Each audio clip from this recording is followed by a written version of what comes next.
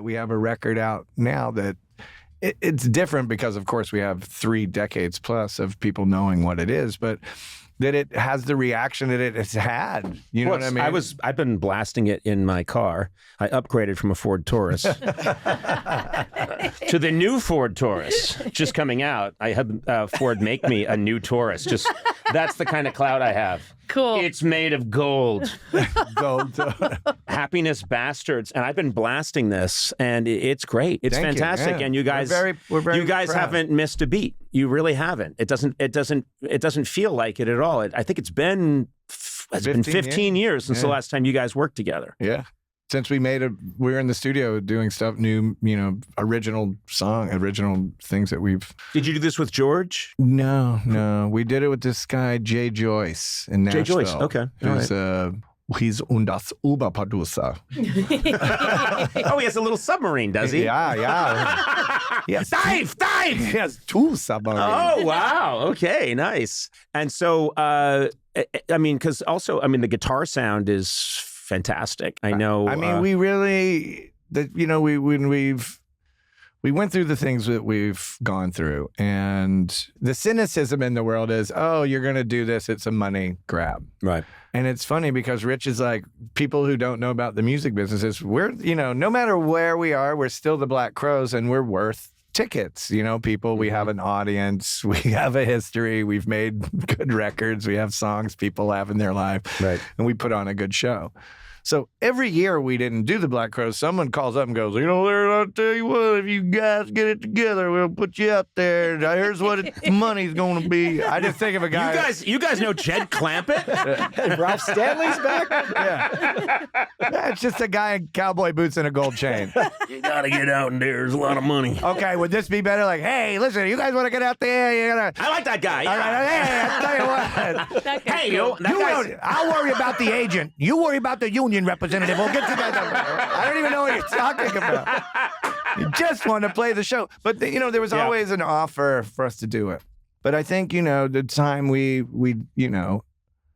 I just had enough of the Black Crowes. I'd had enough. And knowing full well that I'm a part of the problem. I'm not the solution. Right. You know what I mean? I am a part of the problem. We all were at the time.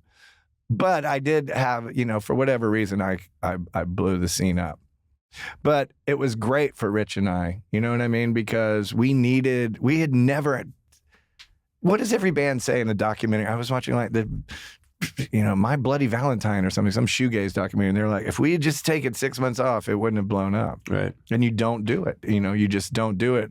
Well, I don't know what that is. Youth, ambition, that thing Izzy Stradlin said, when it takes off, just hang on. We just didn't want the ride to stop, maybe, that first decade. It's interesting because I heard your kids helped you and your brother patch things up somewhat. Is that true? Yeah, well, they, after, they get older and they're like, I have cousins. Like, yeah, you do. I don't know their names. How come we don't know them? Yeah. I don't know them either. Yeah. That becomes something else. Right. The whole, but family. My wife Camille as well. Eventually was like, what is it? Let's talk about it. What's with the anger? What's with the resentment? And it just turned out to be, a perfect time, And again, we're not that clever. It's just it felt right, and we could deal with each other.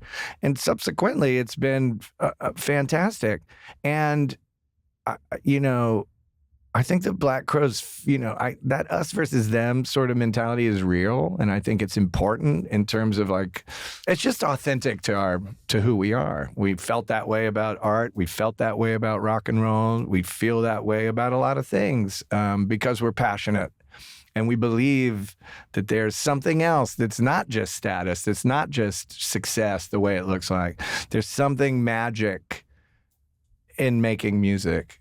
There's something magic about listening to it, about being inspired by it, about going to see live music, or listen. You know what I mean? Our house is just full of records, and when I'm not making music, I'm driving everyone crazy because we just listen to music, and it's probably because of the way my mind works. The music starts to make the unreal real. Yep. It brings it gives it a certain construct, your daily life. You know what I mean? I don't know what it is. I mean, everyone's experienced this, but I try to stay in shape as much as I can, especially as I get older. And I really don't want to go for a run. I really don't want to get on my bike. I just don't want to do it. But if I put the earbuds in, and a good example is listen to Black Crowes and cranked into my ears, I can suddenly do things that I couldn't do before. And I don't know what that is. And everyone's experienced this. This isn't a new thing, but and then I start to have ideas, and I start to feel like I've got this. I come up with all these ideas for fun, cool things I'd like to try and do. And as soon as my heart rate starts to slow down afterwards, I go, I'm not doing any of that. I'm a man with no dreams. The dream's over because I stopped listening to the Black Crowes. But I do have that. There is a magic there, and I think. You were talking earlier about status and showbiz. I do think one thing that has changed is there is an obsession, not just in music, but there's an obsession across the board, comedy, music, film, with the business side of it as a status thing. And I don't think artists used to talk about that, but now it's kind of seen as a cool thing if you're seen as like a corporate brand, and I don't think that used to be the case. No, I mean, as a matter of fact, a lot of our hero, you know what I mean? And I think the hero is not just like Joseph Campbell talking, whatever, but the hero as a part of like who we are and who we identify with is very important. And again, I understand I'm 57 years old. I'm not a person of this century. I'm a mid-century product of the last century, but it's like, whether it was Gregory Corso, William Burroughs, Keith Richards, Alex Chilton, Robert Altman, I had heroes, not like, that guy's great at video games. You know what I mean? I'm like, whoa, oh my God. Right. His mom lets him wear a diaper so he doesn't have to go to the bathroom. You know what I mean? Like, he's a very committed champion. But I do see what I'm sort of getting at, which is a lot of times when that's what I mean. But our heroes would be the people in comedy. It could be that too. But anything, people who went against. I never was that interested in. It was never part of the story. Sometimes it was, but it was not really part of the story how much they made or how many ads they did. And now it has become the narrative for everyone. And I think that's so much to navigate. Just focus on what's the thing you're making. Like try and make something. I mean, when our first record was such a big thing, I mean, are you kidding? It's not going through my head like, John Coltrane never sold 6 million records. You know what I mean? Or whatever. Right. Or like that first thing of like, wait a minute. It did the opposite of me, of course. Dyslexic. We do the opposite. It didn't. Yes, my ego or whatever as a singer, Sagittarian, young person. But it humbled me in the face or in the presence of the tradition that I'm working in. And you know what I mean? I think also being the kind of band we were, because of our influences, like, I'm meeting my heroes. I'm not hanging out so much with my peers, I do that more now. But at that time it was like, oh, Joe Cocker knows my name and wants to give me a hug, or Ian Hunter from Mott the Hoople was like first like rock star who came to one of our shows in New York. The great Ronnie Lane was in his wheelchair when his partner brought him down. He wanted to meet us in not even a dressing room, in the ice. We were opening for this band in our first time in Austin in March of 1990. And there's a knock on the door and the guy goes, there's some guy in a wheelchair out here named Ronnie Lane who wants to meet you guys. I'm like, all right, really? And like, the waiters are filling up the ice buckets while he's in there and we're putting our clothes on after the show, and he was just like, oh, I just want to meet you guys. You've said so many nice things about my music, and I will remember it forever. Yeah.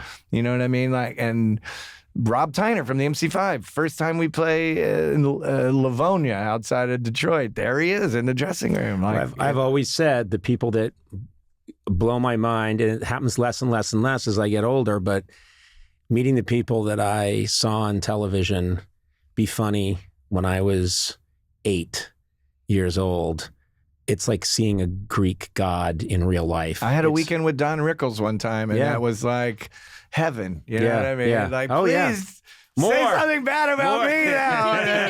I can take it. I can take it. Yeah, You know? I was that way the day I met Don Knotts, and I was just couldn't believe I'm meeting Barney Fife. By the way, one of the funniest people of that character is one of the funniest people of all time. To this day, I can't accept that. No, I saw him in Brookline, Massachusetts, sitting on the floor. And I'm sitting in a high chair watching him on, I was in a high chair very late. This is like 10 years ago. He hurt himself.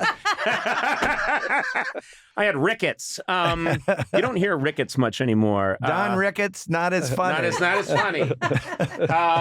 Listen, I've kept you a while, and I did it selfishly because I love your music, and I also think you are you're such an authentically funny person and really honest, and I love talking to you. I really do. Thanks for having me. I would anytime you want to lower yourself, we'll hang. Finish that tequila. Let's do it. But thank you so much for being here, and I want to tell people check out Happiness Bastards because I've been loving this. Thank you. It's fantastic. Yeah, we're very.